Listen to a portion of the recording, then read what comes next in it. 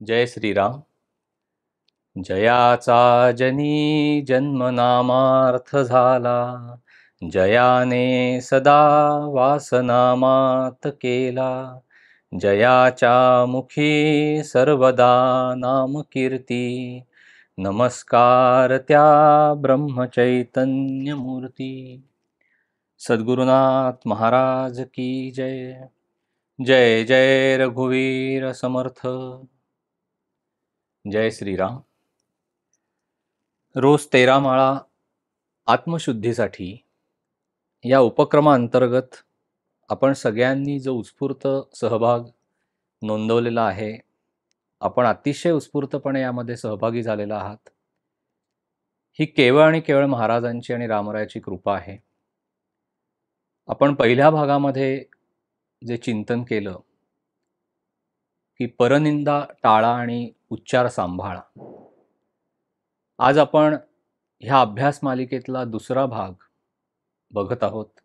आपण दुसऱ्या भागावर आता चिंतन करणार आहोत आणि या भागाचा विषय असा आहे, नामसाधनेतून ध्यान कसे साधावे. अनेकांनी या बाबतीत विचारणा केलेली होती की आम्ही नामस्मरण करतोय, काही संकल्पावर आधारित नामस्मरण आहे किंवा आम्हाला जसं जमेल तसं आम्ही करतोय. कधी आमच्या 5 माळा होतात, कधी आमच्या 13 माळा होतात, कधी 2च होतात, कधी होत नाही. सर्व तऱ्हेच्या अडचणी येतात, पण आपण नामाला धरून राहतो. पण हा सगळा भाग हा थोडासा संख्येवर आधारित जातो. अनेकांनी हा प्रश्न तेव्हाही विचारलेला होता की हे कसं सगळं साधायचं. तर महाराजांच्या कृपेने आज आपण ह्या भागाचं चिंतन करूयात. नामसाधनेतून ध्यान कसे साधावे. सगळ्यांनी एक गोष्ट लक्षात घ्यायला हवी की आपण जेव्हा नामस्मरणाला बसलेलो आहोत, एकीकडे आपला जप चालू आहे, तर सगळ्यांना हा अनुभव पहिल्यांदा येतो की मनामध्ये असंख्य तऱ्हेचे विचार यायला लागतात. ही पहिली पायरी आहे जणू काही. आपल्याला जर असं वाटत असेल की दुसऱ्या क्षणाला अगदी ध्यान लागून आपण पूर्ण देहाच्या पलीकडच्या अवस्थेमध्ये गेलं पाहिजे, तर तसं लगेचच साधलं जात नाही. It is a process, it takes time. त्याला वेळ द्यावा लागतो आपल्याला, आणि म्हणून ती बैठक आहे. आणि जेव्हा आपण नाम घेण्यासाठी बसतो, नामस्मरणासाठी बसतो, डोळे मिटलेले असतात, सर्वात पहिल्यांदा जे घडतं ते म्हणजे असंख्य तऱ्हेचे विचार मनामध्ये यायला सुरुवात होते. आता आपल्याला ध्यानाच्या प्रक्रियेकडे जायचं आहे, पण विचार एवढे यायला लागतात. ते कुठल्याही तऱ्हेचे विचार असतात. म्हणजे भूतकाळामधल्या घटना. आपण मागेही हे बोललेलो होतो की भूतकाळ म्हणजे प्रत्येक वेळेला काही वर्षांपूर्वीचा काळ असं नाहीये. आदल्या दिवशी एखादी घटना घडलेली असेल, ती सुद्धा भूतकाळामध्येच जमा झालेली असते. त्याच्यामुळे बऱ्याचदा असं होतं की काल काहीतरी घडलेलं आहे, आणि जेव्हा आपण आज महाराजांच्या पुढे जप करण्यासाठी बसतो, नामस्मरणाला बसतो, तेव्हा ते विचार मनामध्ये यायला सुरुवात होते.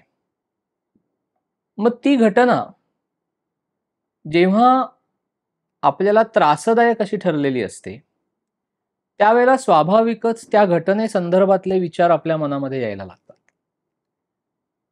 की आपला कोणाबरोबर काही वाद झालेला आहे, घरी काहीतरी झालंय, एखादी मनाविरुद्ध घटना घडलेली आहे, कामाच्या ठिकाणी काहीतरी आपलं झालेलं आहे, मित्रपरिवारात नातेवाईकांमध्ये काहीतरी आपला वाद झालाय, किंवा कोणाबरोबर वितुष्ट आलेलं आहे, काही विचारांची अशी देवाणघेवाण झालेली आहे की त्यातनं नकारात्मकता उत्पन्न झालेली आहे. या सगळ्या गोष्टी जेव्हा आपण दुसऱ्या दिवशी जपाला बसतो, तेव्हा बाहेर पडायला लागतात.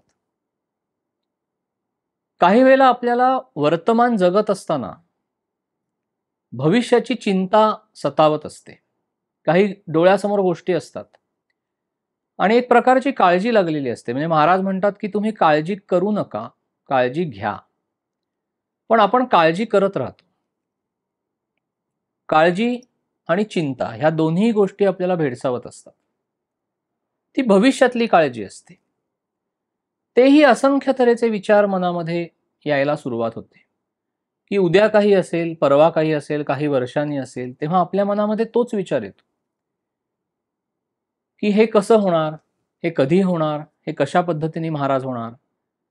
हे सगळं आपलं चाललेलं असतं जेव्हा आपण नामाला बसतो त्यावेळेला.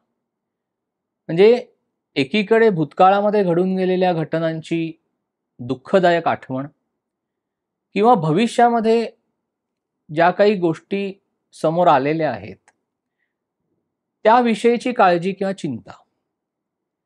हे दोन्हीही करत असताना वर्तमान क्षण आपण विसरून जातो आणि नामाला जेव्हा आपण बसलेलो असतो, तेव्हा हे अशुद्ध विचार प्रवाहित व्हायला लागतात. किंवा काही वेळेला कोणाच्या विषयी आपल्या मनामध्ये अशुद्ध भाव असतो. आपल्या सबकॉन्शियस माइंडमध्ये अनेक अशुद्ध भाव भरलेले असतात, अनेक अशुद्ध विचार असतात. आपल्याला सगळ्यांना हा अनुभव येतो की दिवसभर तो विचार कधीही आपल्या मनामध्ये येत नाही.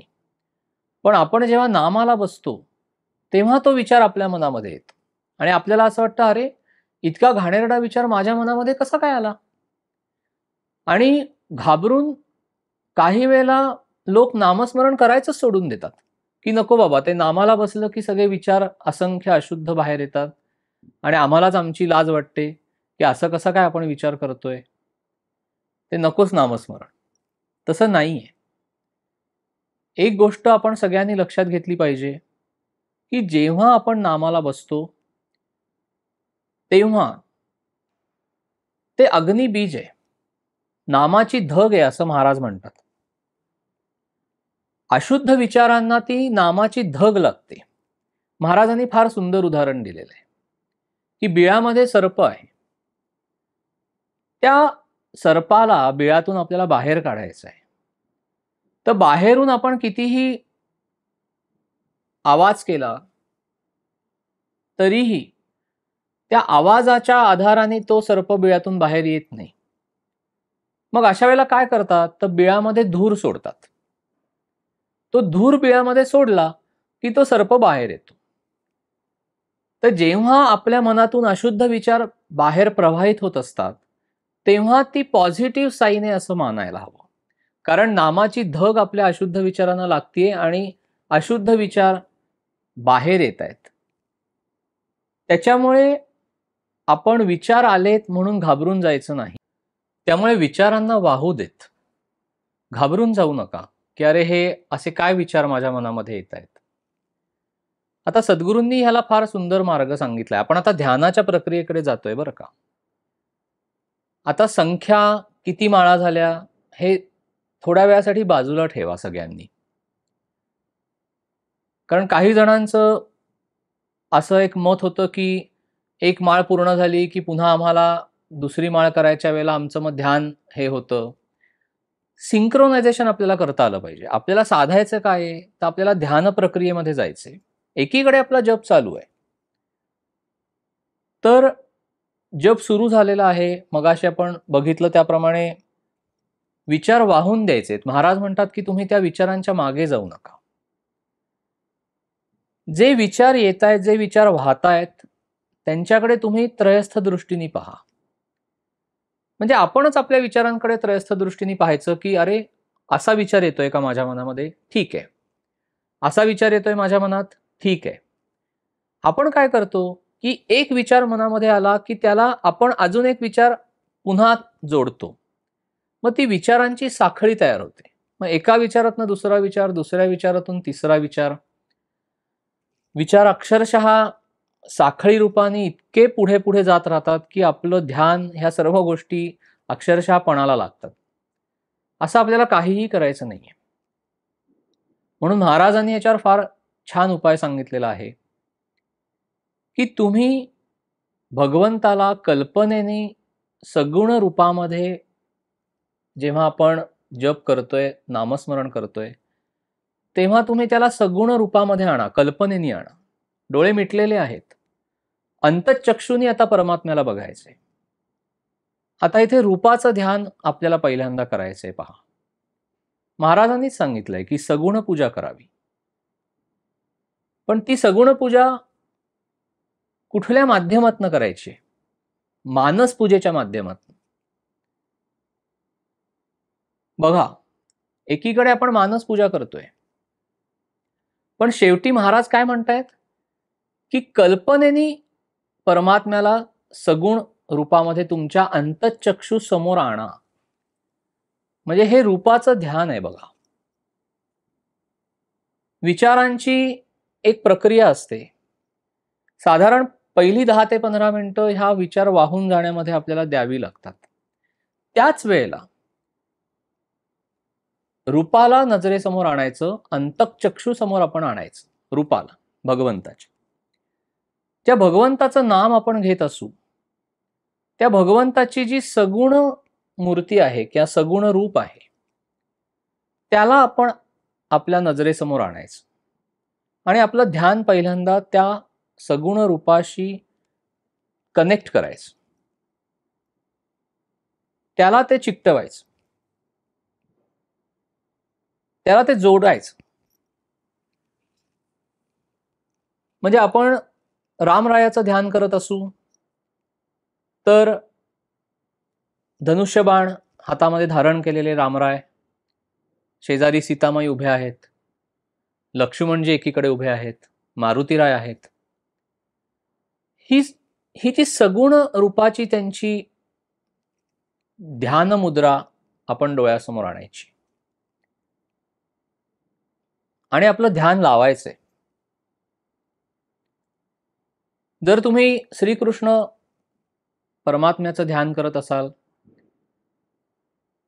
तर त्याला कल्पनेने तुम्ही सगुणामध्ये आणा. म्हणजे परमात्मा भगवान श्रीकृष्ण छान असे बासरी वाजवतायत, ती बासरी ऐका. एकीकडे जप चालू आहे तुमचा. दत्त महाराजांचं ध्यान तुम्ही करत असाल, तुम्ही त्यांना आणा, रूपाने समोर आणा तुमच्या. गाय उभी आहे, दत्त महाराज आहेत, ते अत्यंत दयार्द्र अशा नजरेने आपल्याकडे पाहतायत. हळूहळू विचार थांबतील. म्हणजे आपण एका प्रोसेसमधनं आता आपण रूपाच्या ध्यानाच्या प्रोसेसमध्ये चाललेलो आहे, की पहिल्यांदा ते विचार सगळे वाहून द्यायचे. It will take some time, पण आपल्याला तेवढे पेशन्स ठेवायला पाहिजेत. 10-12 मिनिटं सगळे विचार, अशुद्ध विचार वाहून गेले की एकीकडे ॲट द सेम टाइम आपल्याला रूपाचं ध्यान करायचं आहे. परमात्म्याची, भगवंताची सगुण मूर्ती आपल्याला नजरेसमोर आणायची आहे, आपल्या अंतःचक्षु समोर आणायची आहे. हे रूपाचं ध्यान जेव्हा आपल्या समोर येतं, आता महाराज आपल्याला पुढे सांगतात की आता तुम्ही त्याची मानस पूजा करा. म्हणजे आपण पुढच्या टप्प्यावर येतो. आता विचार हळूहळू आपले थांबतात, याचा अनुभव घेऊया आपण सगळ्यांनी. विचार हळूहळू थांबतात आणि फक्त भगवंताचं रूप आपल्या नजरेसमोर असतं. आता त्याची मानस पूजा आपण सुरू करूया. त्याचं एक छान मंदिर तुम्ही तुमच्या मनामध्ये कल्पना करा. त्या मंदिराची, एका सुंदर मंदिरामध्ये, गाभाऱ्यामध्ये आपला रामराय उभा आहे, श्रीकृष्ण भगवान उभे आहेत, दत्त महाराज उभे आहेत. कोणी देवीचं ध्यान करत असेल तर देवी बसलेली आहे कमळामध्ये. तुम्ही ज्या देवतेचं ध्यान करताय त्या देवतेचं मंदिर तुमच्या मनामध्ये तुम्ही कल्पनेने आणा. छान सभा मंडप आहे, छान गाभारा आहे, त्याच्या ओट्यावर आपली परमात्म्याची सगुण मूर्ती आहे, ती तुम्ही पहा, त्याचा आनंद घ्या. त्याला अंघोळ घाला, पहिल्यांदा स्नान घाला. मानस पूजा तुम्हाला अनेक गोष्टी शिकवत राहील. सद्गुरूंचं पहिल्यांदा ध्यान करा. मानसपूजा ही सद्गुरू घडवत असतात. महाराजांना सांगा, सद्गुरूंना सांगा की महाराज या, सद्गुरू तुम्ही या, माझ्याकडून तुम्ही मानसपूजा घडवून आणा. सद्गुरू खरोखरीच तुमच्याकडनं ती मानसपूजा घडवतात. त्या भगवंताला आपण छान स्नान घालावं. सर्व नद्यांचं जल आपण मानसपूजेमध्ये आणू शकतो पहा. ते पोचतं बरं का आणि भगवंताला. त्याला छान स्नान घाला. त्याला पंचामृताने पण स्नान घाला. छान त्याच्यावर दुधाचा अभिषेक करा, दह्याचा अभिषेक करा, तुपाचा, मधाचा, साखरेचा, छान पंचामृताने त्याला स्नान घाला. पाहत राहा की दूध कसं पडतंय भगवंताच्या आपण मस्तकावर घातलं की ते कसं असं छान त्याच्यावर अभिषेक होतोय. पहा, मनाने जा त्या गाभाऱ्यामध्ये. ते तीर्थ सुद्धा प्या मानसपूजेमध्ये. आता त्या भगवंताला छान स्वच्छ करा मऊ अशा कापडाने. छान कोमट पाण्याने त्याचं पुन्हा एकदा अंग धुवून काढा. ही फार आनंददायी अशी प्रक्रिया असते.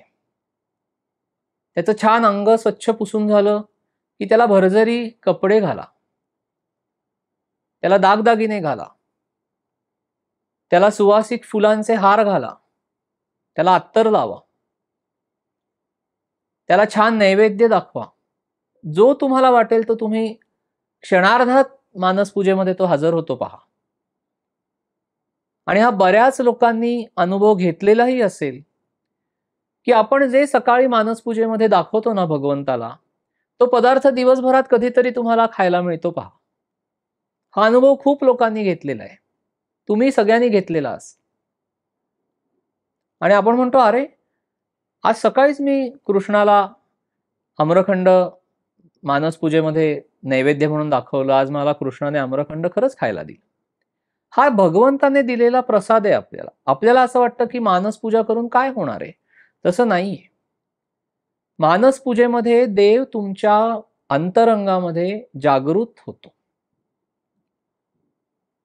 मग भगवंताला तुम्ही धूप दाखवा, दीप दाखवा, त्याला छान नैवेद्य दाखवा, त्याची सुंदर अशी मानसपूजा करा. त्याच मंदिराच्या आवारामध्ये आपल्या सद्गुरूंचा मठ तुम्ही स्थापन करा. हे सगळं मनाच्या पातळीवर आपल्याला करायचंय, मनाच्या अंतरंगामध्ये करायचं. सद्गुरूंचं अधिष्ठान तिथे ठेवा. आता सद्गुरूंसाठी पाठ मांडा. महाराजांना बोलवा, महाराज या. महाराजांना असं घेऊन यायचं, पाटावर बसवायचं. आता सगळी मानसपूजा आपण आता आपल्या सद्गुरूंची करायची आहे. छान त्यांना स्नान घाला, सुगंधी उटणं लावा. केशर, कस्तुरी, काय आपल्या मानसपूजेत काय कमी आहे. जे स्थूलामध्ये आपल्याला मिळणार नाही ना, ते सूक्ष्मात आपल्याला मानसपूजेत सगळं काही मिळतं. याचा अनुभव येतो की आपण आपल्या भगवंताला चंदनाचा लेप लावतोय, आपण सद्गुरूंच्या चरणांवर चंदनाचा लेप लावतोय आणि खरोखरी चंदनाचा वास यायला लागतो. आपली पोचत असते मानसपूजा आपल्या सद्गुरूंपर्यंत. हे रूपाचं ध्यान आहे. नामसाधनेतून ध्यान कसं साधायचंय त्याचा हा एक टप्पा आहे. महाराजांनी सांगितलंय की हे जे ध्यान आहे रूपाचं, ते सुद्धा जेव्हा आपण नामाच्या प्रक्रियेमध्ये थोडेसे पुढे जातो तेव्हा हळूहळू हळूहळू ते नाहीसं होऊ लागतं. आता इथे आपल्याला आत्मशुद्धीचा अभ्यास आहे पहा, की जेव्हा आपण मानसपूजेमध्ये रूपाचं एक ध्यान समोर आणलेलं आहे, आपल्या अंतःचक्षू समोर आपले सद्गुरू बसलेले आहेत पाटावर, आपला परमात्मा गाभाऱ्यामध्ये उभा आहे, तो आपल्याकडे पाहतोय, आपले सद्गुरू आपल्याकडे पाहतायत, आपण त्यांच्या चरणांशी बसलेलो आहोत. आता सगळं निवेदन करा. जे आपण पहिल्या भागामध्ये बघितलं किंवा ह्याच्याही आधी बघितलंय, की सगळं भगवंताला सांगायचंय आता. आता त्याची छान पूजा करून झालेली आहे. आपल्या सद्गुरूंची मानसपूजा करून झालेली आहे. सद्गुरू समोर बसलेत आता पुढ्यामध्ये. भगवंत गाभाऱ्यामध्ये उभा आहे. आता सद्गुरू आपल्याला म्हणतायत, सांग तुला काय मला सांगायचंय ते. भगवंत आता आपल्याला म्हणतोय, की तू सांग आता तुला काय मनात आहे, बोल माझ्याशी. महाराज म्हणतात ना, की तुम्ही बोला माझ्याशी. मी आई आहे. तुम्ही बोला. आईशी कसं आपण मोकळेपणाने बोलतो. सगळं आता सद्गुरूंना निवेदन करायचंय, की महाराज काल असं असं झालेलं आहे. आता आत्मशुद्धीकडचा प्रवास आहे. म्हणजे नामसाधना, त्यातनं ध्यान, ध्यानातून आत्मशुद्धी. सगळं आता भगवंत स्वरूप असलेल्या सद्गुरूंना, भगवंताला ज्याचं तुम्ही ध्यान करत असाल, त्याला आता सांगायला सुरुवात करा, की माझं चुकतंय कुठे. मी काल असं बोललोय एखाद्याला, मी काल असं वागलोय, माझ्या मनामध्ये असं असं आहे. महाराज माझं काहीतरी चुकतंय का, माझं वागायला चुकतंय का, माझं बोलायला चुकतंय का, हे सगळं महाराजांना निवेदन करा. एखाद्या गोष्टीचा त्रास झालाय भयंकर, काही एखाद्याला आपली चूक नसते, पण प्रारब्ध भोग आपल्याला भोगायला लागतो. कोणीतरी आपल्याला जिव्हारी लागेल असं बोलतं, आपल्या डोळ्यात टचकन पाणी येतं. आपण म्हणतो अरे काय, म्हणजे काय मी हे सहन करायचं सगळं. महाराज तुम्हाला नाही का हे सगळं कळत आहे. महाराजांना सगळं कळत असतं, पण महाराज आपल्याला तो प्रारब्ध भोग भोगायला देत असतात. सगळं निवेदन करा महाराजांना. आत्मशुद्धीकडे जायचंय आपल्याला. आपल्या मनातली अशुद्धता घालवायची. कोणाविषयी द्वेष वाटत असेल, मानस पूजेमध्ये महाराजांना सांगा, की महाराज का कोण जाणे, पण नाही मला त्या व्यक्तीविषयी द्वेषच वाटतोय. तुम्ही असं काहीतरी करा, तो सगळा माझ्यातनं जाऊ देत. आता महाराज म्हणतात ना, की जिथे नाम तिथे माझे प्राण.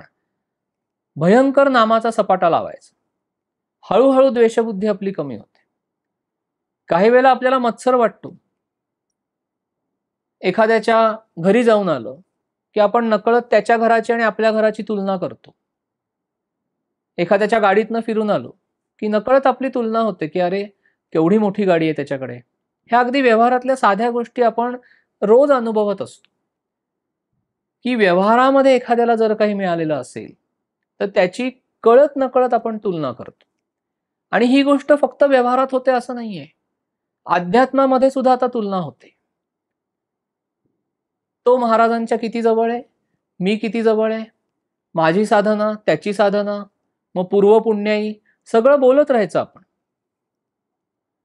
पण कुठेतरी मनातल्या मनात कळत नकळत आपण ही तुलना करत असतो. माझं सगळ्यांना हेच सांगणं आहे, की तुम्ही आध्यात्मिक पातळीवर सुद्धा तुलना करू नका. जे काही आहे, म्हणजे मत्सर कशातनं उत्पन्न होतोय हे पण पहा पहिल्यांदा. तो प्रत्येक वेळेला व्यावहारिक पातळीवर होतो असं नाही. आपण साधनी माणसं आहोत. त्याच्यामुळे एखाद्या साधकाला एखादा अनुभव आला, भगवंताचा अनुभव आला, सद्गुरूंचा अनुभव आला, तो पटकन सांगतो दुसऱ्या साधकाला. दुसऱ्या साधकाला तो आलेला असेलच असं नाहीये. मग त्याला असं वाटतं, की अरे माझं साधन काही चुकतंय का, मला हा कुठलाच अनुभव येत नाहीये. महाराजांनी एक सांगितलेलं कायम लक्षामध्ये ठेवायचं, की रंग, सुवास ह्या सगळ्या गोष्टींच्या पलीकडे नाम आपल्याला थेट भगवंतापर्यंत नेऊन पोहोचवते. त्याच्यामुळे ह्या सगळ्या गोष्टी साधकाने त्या बाबतीतही मत्सर बाळगू नये कोणाविषयी. ती जाणीव जर मनामध्ये उत्पन्न झाली, तर महाराजांना कळकळीने सांगा. महाराजांनी अगदी सोप्या भाषेमध्ये सांगितलंय, की तुमच्या मुखामध्ये भगवंताचं नाम येतंय ना, हाच नामाचा अनुभव आहे. दुसरी कुठली गोष्ट नाही घडली किंवा ती दुसऱ्यांच्या बाबतीत घडलेली असली तरी सुद्धा तुम्ही तुमच्या बरोबर त्याची तुलना करू नका. कारण मत्सर हा व्यावहारिक पातळीवर, म्हणजे लौकिक पातळीवर पण होतो, आणि आपण आता साधन मार्गावर आहोत त्या अनुषंगाने आपण बोलतोय, तर साधन मार्गावर जात असताना सुद्धा पारलौकिक ह्याच्यामध्ये सुद्धा मत्सर उत्पन्न होऊ शकतो. त्याच्यामुळे तुम्ही अजिबात ह्या दोन्ही गोष्टी आपल्याला टाळायला हव्यात. महाराजांना सांगायचं, की महाराज माझ्या मनामध्ये अमुक अमुक कारणांनी व्यावहारिक पातळीवर किंवा पारलौकिक पातळीवर सुद्धा मत्सर उत्पन्न होतोय तो तुम्ही काढून टाका. जी काही अशुद्ध भावना आहे, हा आत्मशुद्धीचा प्रवास आहे, जो आपल्याला नामसाधनेतनं ध्यान आणि ध्यानातून आता आपण जो हा टप्पा पाहतोय की रूपाचं ध्यान, त्याच्यामध्ये जेव्हा आपण मानस पूजा केलेली आहे, आपले सद्गुरू समोर आहेत, आपला भगवंत समोर आहे, त्याच्या चरणाशी आपण बसलेलो आहोत. आता इथे निवेदन करायचंय आपल्याला सगळं, की मला नक्की कशाचा त्रास होतोय, काय माझ्या मनामध्ये अशुद्ध भाव आहेत, कुठे क्रोध आहे का? निवेदन करा महाराजांना, की मी काल अमुक अमुक व्यक्तीला खूप क्रोधाने वाटेल तसं बोललेलो आहे, त्याच्यामुळे त्या व्यक्तीचं मन दुखावलं गेलेलं आहे. महाराज मला माफ करा. ही पहिली माफी महाराजांकडे मागायची, मग त्या व्यक्तीकडे जाऊन मागायची. माफी मागायची. महाराजांना भयंकर आवडतं. कन्फेस करायचं की मी काल बोलायला चुकलो, माझ्या मनामध्ये काही नव्हतं, तू मला माफ कर. आता माफ करायचं की नाही हा त्या व्यक्तीचा प्रश्न आहे, पण तुम्ही माफी मागितली पाहिजे. अहंकार ही सुद्धा एक अशीच अशुद्ध गोष्ट आहे. अनेक गोष्टींचा अहंकार आपल्याला असतो. आपण जो काही पैसा कमवलेला आहे, त्या पैशातनं जे काही वैभव उत्पन्न झालेलं आहे, त्या वैभवाचा आपल्याला अहंकार असतो. काही वेळेला आपल्याला बुद्धीचा गर्व चढतो. अनेक ग्रंथांचं वाचन झालंय. मग आता इथे पुन्हा प्रत्येक वेळेला मी सांगेन की व्यावहारिक पातळीवर आणि आपल्या आध्यात्मिक पातळीवर दोन्ही तऱ्हेचे अहंकार असतात. महाराज म्हणतात ना की ज्ञानमार्गातून अहंकार वाढतो. व्यावहारिक पातळीवर आपल्याला ज्ञान प्राप्त करणं आवश्यकच असतं आपल्या उपजीविकेसाठी, पण विद्या विनयेनं शोभते. त्याच्यामुळे जर विनय तुमच्याकडे नसेल तर ती विद्या शोभत नाही. पहा, एखादा माणूस खूप ज्ञानी आहे, खूप हुशार आहे, त्याने खूप चांगला अभ्यास केलाय व्यवहारामध्ये सुद्धा, पण तो जर व्यवस्थित वागत नसेल, विनयाने वागत नसेल, तर लोक अशा व्यक्तीला किंमत देत नाहीत, त्याचा ज्ञानाचा उपयोग होत नाही. ती सरस्वतीची कृपा आहे ज्ञान हे. म्हणजे विद्या ही विनयेनच शोभते. विनय हवा. पहा की व्यावहारिक पातळीवर सुद्धा आपण खूप हुशार असू, आपल्याला त्या हुशारीचा गर्व आहे का? कारण बऱ्याचदा जो माणूस ज्ञानी आहे व्यवहारामध्ये सुद्धा, तो बऱ्याचदा त्याच्यापेक्षा कमी हुशार असलेल्या किंवा काही वेळेला पटकन लोकांना लक्षात येत नाही एखादी गोष्ट, तर तो लगेच म्हणतो, अरे तुला एवढं सुद्धा साधं लक्षात येत नाही. अशा तऱ्हेने गर्वाने जेव्हा आपण वागतो तेव्हा त्या व्यक्तीचं मन आपण दुखावतो. तसंच आध्यात्मिक भागामध्ये सुद्धा जेव्हा आपण एखाद्या गोष्टीसाठी ज्ञानमार्गाने जातो, तेव्हा अनेक धर्मग्रंथांचा अभ्यास आपण केलेला असतो, करत असतो. कुठे ज्ञानेश्वरीचं पारायण केलंय, अभ्यास केलाय, दासबोधाचा अभ्यास केलेला आहे, तुकाराम गाथेचा अभ्यास केलेला आहे. तर थोडंसं एक अशा पद्धतीने एक मनामध्ये भाव उत्पन्न होतोय का, हे सद्गुरूंच्या पाशी बसून बघायचं, की बाबा मला आता खूप माहिती आहे ह्याच्यातलं. नॅचरलीच आजूबाजूच्या लोकांना फारसं त्यातलं माहिती नसतं. मग आपण ज्ञानाच्या आधाराने, आध्यात्मिक ज्ञानाच्या आधाराने सुद्धा दुसऱ्याला कमी लेखत नाहीये ना. ही गोष्ट आपल्याला पाहायला पाहिजे. म्हणजे अहंकार कुठे उत्पन्न होतोय, मत्सर कुठे वाटतोय, द्वेष कुठे वाटतोय, क्रोध कुठे उत्पन्न होतोय, वासना हा सुद्धा एक अत्यंत मनाला छळणारा विषय आहे, अशुद्ध विषय. आपण आता अशुद्ध विचारांची निर्मिती आणि त्या अशुद्ध विचारांकडून शुद्ध विचारांकडे कसं जायचं, रूपाचं ध्यान, ध्यान मार्गातनं आत्मशुद्धी, असा सगळा आपला प्रवास आहे. त्याच्यामुळे वासना हा सुद्धा भाग आपल्याला अत्यंत बारकाईने पाहावा लागतो. वासना अत्यंत चिवट असतात, महाराज म्हणतात त्याप्रमाणे. सगळा काही वासनेचा खेळ आहे. आपल्या सगळ्यांचा जन्म वासनेमध्ये झालेला आहे पहा. त्यामुळे जन्मतःच ती वासना जणू काही आपल्यामध्ये असते. मग ती कुठल्याही तऱ्हेची वासना असू शकते. शारीरिक वासना हा एक भाग आहे. खाण्यापिण्याची सुद्धा वासना काही जणांना अत्यंत प्रबळ असते. कपडा लत्ता, छान छौकी, हर तऱ्हेच्या वासनांनी अक्षरशः मनुष्य बरबटलेला असतो. त्याने कितीही असा बुरखा पांघरलेला असला तरी त्याच्या वासना त्याला मनातून छळतच असतात. आणि त्याला लक्षात येत नाही की मी आता ह्या वासनांवर नियंत्रण कसं मिळवू. आणि जेव्हा वासना त्यांचं एखादी मर्यादा ओलांडतात, तेव्हा त्या माणसाला, त्या साधनी माणूस अक्षरशः घसरतो. त्याचं साधन सगळं खाली घसरतं. त्यामुळे साधनी माणसाला पहिल्यांदा सद्गुरूंपाशी जेव्हा तो त्यांच्या चरणाशी बसलेला आहे ध्यान प्रक्रियेमध्ये, तेव्हा साधनी माणसाने हे पाहिलं पाहिजे की आपल्या वासना कुठे कुठे अडकलेल्या आहेत आणि त्याचा अभ्यास करायला पाहिजे. अगदी साधी गोष्ट तुम्हाला सांगतो की आपण उपहारगृहामध्ये काही खायला जातो. तुम्हाला चॉईस आहे काय मागवायचंय. तुम्ही सगळं मेनू कार्ड पाहता. मग तुम्ही तुमच्या चॉईसने एखादा पदार्थ सांगता. तो पदार्थ येईस्तवर मध्ये 10-15 मिनिटं जातात. हे साधं व्यवहारातलं उदाहरण मी तुम्हाला सांगतोय. आता शेजारच्या टेबलवर त्यांनी केलेली ऑर्डर जेव्हा येते, तेव्हा आपली नजर पहिली त्या टेबलवरच जाते. त्यांनी हे ऑर्डर केलंय का? बरं, पण आता आपण आपली ऑर्डर देऊन झालेली आहे, तर पुढच्या वेळेला मी तो पदार्थ खाणार आहे.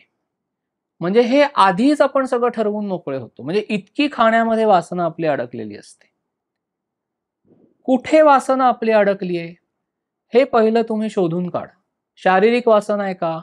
कशा पद्धतीने त्याच्याशी आपण 2 हात करायचे, नियंत्रण कसं आणायचं शारीरिक वासनेवर, हा सुद्धा भाग आपल्याला अभ्यासावा लागतो. कारण ह्या सगळ्या गोष्टी साधन मार्गाला एका मर्यादेच्या पलीकडे त्रासदायक असतात आणि साधन बिघडवतात. म्हणजे कुठलीही वासना ही मर्यादेच्या अनुषंगानेच भोगायची आहे. कुठल्याही गोष्टीचा अतिरेक हा वाईट असतो. त्यामुळे हे सगळ्या तऱ्हेने जो अशुद्ध भाग आपल्या मनामध्ये फिरत असतो, ती प्रक्रियाच असते जणू काही. विचार आपल्या मनाच्या आतल्या भागामध्ये, ज्याला सबकॉन्शियस माइंड म्हणतो, तिथे या सगळ्या गोष्टी अक्षरशः साचलेल्या असतात. त्यांना बाहेर काढायचंय आपल्याला. हे सगळं सद्गुरूंपाशी निवेदन करायचंय ह्या प्रक्रियेमध्ये. एकीकडे जप चालू आहे बरं का, इतकं ते सहज असं घडलं पाहिजे की एकीकडे श्रीराम जयराम जय जयराम किंवा तुम्ही ज्या देवतेचा जप करताय, नाम घेताय, ते नाम एकीकडे चालूच असलं पाहिजे. दुसऱ्या पातळीवर, अंतर्गत पातळीवर हा सगळा विषय सद्गुरूंपाशी किंवा परमात्म्यापाशी आपला सुरू आहे. आता काय होतं ह्या सगळ्या प्रक्रियेमध्ये, रूपाचं ध्यान हळूहळू नाहीसं व्हायला लागतं. म्हणजे सगुणातलं नाम आता निर्गुणाकडे जायला लागतं. म्हणजे सगुण, म्हणजे नाम हे सगुणही आहे आणि निर्गुणही आहे. म्हणजे आपण जरी मानसपूजा करत असलो तरी ती सगुणाच्या आधारानेच मानसपूजा होते. म्हणजे आपण जेव्हा परमात्मा आपल्या नजरेसमोर कल्पितो, तेव्हा त्याची सगुण मूर्तीच आपण डोळ्यासमोर आणतो. म्हणजे जे ध्यान होतं, जी मानसपूजा होते, ती सगुणाच्या आधारानेच होते. आता नाम हे रूपाला व्यापून पुन्हा शिल्लक उरतं असं महाराज म्हणतात. महाराजांनी फार बारकाईने ह्या सर्व गोष्टी आपल्याला सांगितलेल्या आहेत की सजीव प्राणी जरी झाला तरी तो आहे, निर्जीव वस्तू असली तरी ती आहे. त्याच्यामुळे असलेपणाच्या गुणाला नाम असं म्हणतात. नाम हे ओंकार स्वरूप आहे. ब्रह्मांडाची उत्पत्ती ओम म्हणजे ओंकारातनं झालेली आहे, ते नामच आहे. आणि ह्या संपूर्ण प्रक्रियेमध्ये भगवंताची निरनिराळी रूप उदयाला येतात आणि ती नाहीशी पण होतात. म्हणजे वाल्मिकी ऋषींनी जेव्हा रामायण लिहिलं, त्यावेळेला रामाचं रूप हे अस्तित्वात यायचं होतं. त्याच्या आधीच रामाचं नाम हे अस्तित्वात आलं पहा. म्हणजे आपल्याला सगळ्यांना श्रावणबाळाची गोष्ट माहिती आहे की जेव्हा दशरथ राजाचा बाण लागून श्रावणबाळ हा मृत्युमुखी पडतो, म्हणजे त्याचा आता मृत्यू जवळ आलेला असतो. वास्तविक पाहता रामाचा जन्म अजून व्हायचा आहे, पण तरीही श्रावणबाळ त्याच्या अंतसमयी रामनाम घेऊन त्याचे प्राण सोडतो, असं रामायणामध्ये वर्णन आहे. म्हणजे राम नाम हे रूपाच्या आधी अस्तित्वात होतं आणि रामाचा अवतार झाल्यानंतर सुद्धा रामाचं नाम हे शिल्लकच राहिलं. त्याच्यामुळे नाम हे रूपाला व्यापून पुन्हा शिल्लक उरतं. त्यामुळे ही आता ध्यानाची प्रक्रिया आता निर्गुण तत्वाकडे जाते. म्हणजे आता मानसपूजेमध्ये सगुणाच्या रूपाचं ध्यान झालं. आता काय होतं, ते रूप हळूहळू नाहीसं व्हायला लागतं. एकीकडे नाम चालूच असतं, म्हणजे आता सगुणातलं नाम आता निर्गुणात जातं. महाराजांनी फार सुंदर उदाहरण दिलेलं आहे की आपण टेकडीवर उभे आहोत. टेकडीवरनं उभे राहिलेलो असताना आपल्याला खालची सृष्टी दिसत असते. एक वाहणारी नदी दिसते, आजूबाजूचे डोंगर दिसतात, झाडं दिसतात, कुठे पक्षी आकाशातनं उडताना दिसतात, छान फुलं फुललेली दिसतात, कुठल्या झाडांना फळं लगडलेली दिसतात. ह्या सगळ्याचं एकत्रीकरण होऊन हे सगळं नजरेला आपल्याला जेव्हा दिसतं, म्हणजे रूपाचं ध्यान जेव्हा दिसतं, त्यावेळेला त्याचं एकत्रीकरण होतं आणि मग आपण काय म्हणतो की ही सृष्टीची शोभा आहे. आता सृष्टीची शोभा म्हणजे हा निर्गुण तत्वाचा भाग आहे. ती आता अशी दाखवता येत नाही. तुम्ही झाड दाखवू शकता, नदी दाखवू शकता, फुलं दाखवू शकता, म्हणजे हा सगुण ह्याच्यातला भाग झाला. पण शोभा म्हणजे निर्गुण तत्वाने जाणायची गोष्ट आहे. तसा भगवंत हा सगुणातनं त्याच्या रूपाचं ध्यान झाल्यानंतर हळूहळू जरी रूपाचं ध्यान नाहीसं झालं तरी सुद्धा ते नाम निर्गुणाच्या आधाराने शिल्लकच उरतं आणि सगुणातलं नाम आता निर्गुण तत्वाचं द्योतक बनतं. मानसपूजा रूपाच्या ध्यानाची आता झालेली आहे. आता अशी अवस्था आपली ध्यानामध्ये आली पाहिजे की आता सगळी मनाच्या पातळीवर होत असलेली हालचाल सुद्धा थांबवायची. त्या हालचालीने सुद्धा आपण दमतो ध्यान प्रक्रियेमध्ये. ती आता हालचाल सुद्धा शांत व्हायला हवी. आता फक्त असलेपणाच्या गुणाला, आहेपणाच्या गुणाला जे नाम म्हणतात तिथे आता जायचंय. म्हणजे काय की ब्रह्मांडामध्ये जे निर्गुण परमात्मा स्वरूप भरून उरलेलं आहे, आता त्याच्याशी आपल्याला अनुसंधान बांधायचंय. तोच परमात्मा आपल्या देहामध्ये म्हणजे पिंडात आहे. ध्यान एकीकडे चाललंय, आता रूपाचं ध्यान नाहीसं होत चाललेलं आहे. आता सगळी मानसिक हालचाल थांबवायची. आता डोळ्यासमोर काहीही आणायचं नाहीये. हा आता पुढचा टप्पा आहे की आता काहीही नाहीये, फक्त अनंत पोकळी आहे ब्रह्मांडाची, काहीही नाहीये. आणि ह्या जेव्हा अवस्थेमध्ये आपण येतो तेव्हा तुम्ही तुमच्या मनाने आता तिथे काहीही हालचाल करू नका. म्हणजे त्या अनंत पोकळीमध्ये फक्त आपलं आत्मस्वरूप स्थिर करण्याचा प्रयत्न करायचा. म्हणजे समर्थ माऊली सांगते ना की ब्रह्मा, विष्णू आणि महेश यांच्याही पलीकडे असलेला जो परमात्मा आहे तो आपल्याला आता शोधायचा आहे ह्या पुढच्या टप्प्यामध्ये. म्हणजे विष्णूचं ध्यान झालं, रूपाचं ध्यान झालं, शिवाचं ध्यान झालं, ब्रह्मस्थितीचं ध्यान झालं, त्याच्या पलीकडे जायचंय आता आपल्याला. म्हणजे आता निर्गुणामध्ये जायचंय. आता मनाची कुठली हालचाल करायची नाहीये. आता स्नान घालायचं नाहीये, आता अत्तर लावायचं नाही, आता वस्त्र परिधान करायची नाहीत, काहीही करायचं नाही. आता शांत फक्त स्थिर राहायचंय, काहीही करायचं नाही. म्हणजे ते समर्थ म्हणतात ना, माऊली म्हणते ना समर्थ माऊली की काहीच न करुनी प्राणी राम नाम जपे वाणी, तेणे संतुष्ट चक्रपाणी भक्ता लागी सांभाळी. म्हणजे आता ते करते पण कुठेच मानसपूजेत पण आता आणायचं नाही, काहीच नाही करायचं. फक्त डोळे मिटलेले आहेत आणि अनंत अशा ब्रह्मांडामध्ये आपण फक्त असलेपणाने आहोत, देहाच्या पातळीवर नाही, आत्मस्वरूपाच्या पातळीवर. आणि तिथे आपलं आत्मस्वरूप म्हणजे असं आपण एक कल्पना करायची की आपण देह सोडलेला आहे. आपल्या आत्मस्वरूपाने आता देह सोडलेला आहे आणि तो ब्रह्मांडामध्ये निघून गेलाय.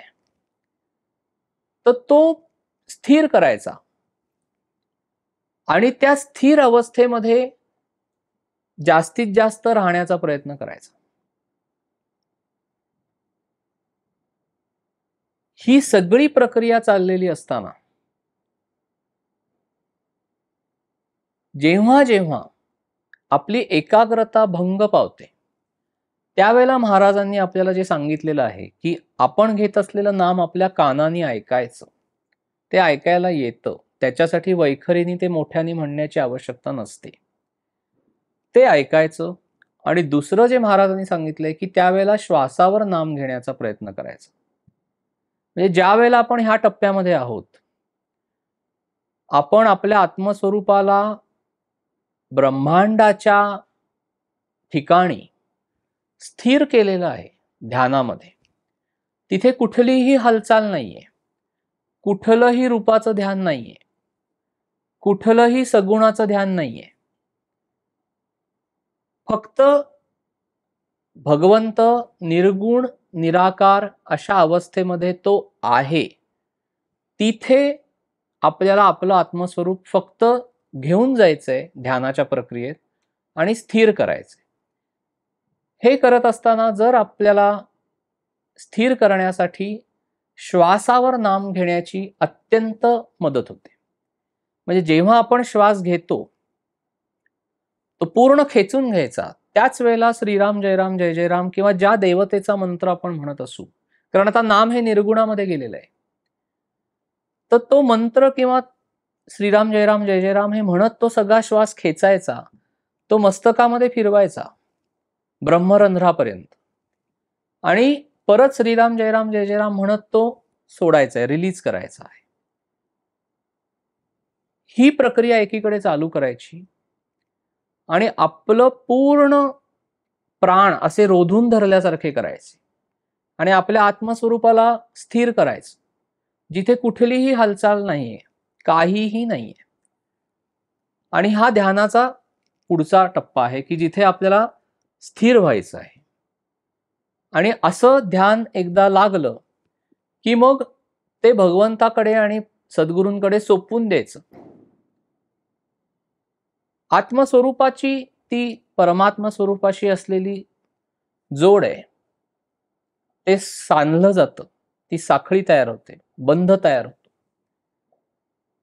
आणि मग त्या प्रक्रियेमध्ये